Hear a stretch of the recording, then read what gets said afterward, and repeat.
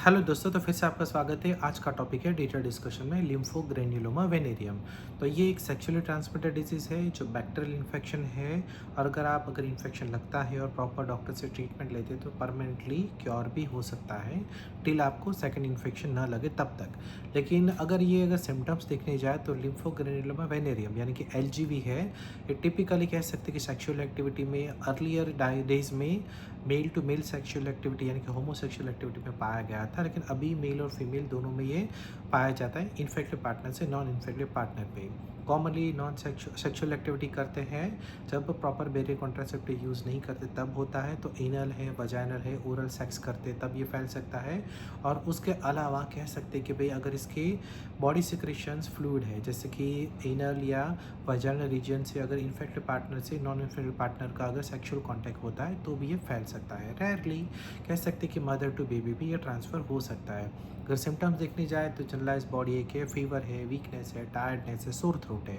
ये non specific symptoms है, लेकिन इसका लिम्फोग्रेन्युलोमा वेनेरियम का मेन सिम्टम्स है जो पैल्विक और इंग्वाइनल स्कूटर रीजन की और बॉडी के जो लिम्फ नोड्स है वो एनलार्ज हो जाती है, स्वॉलन हो जाती है, टेंडर होती है, इनके पेनफुल भी रहती है।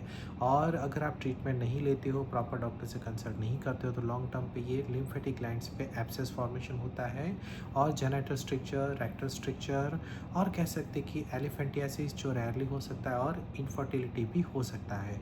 तो अगर आपको सिम्टम्स है, ऑलरेडी इन्फेक्टेड हो तो इसको इग्नोर ना करें। कई बार माइल्ड फॉर्म में होता है तो हमें पेन किलर लेके कई बार पेशेंट इग्नोर भी कर देते हैं, लेकिन जितना डिले करते उतना ये डिजीज़ फैलता जाता है।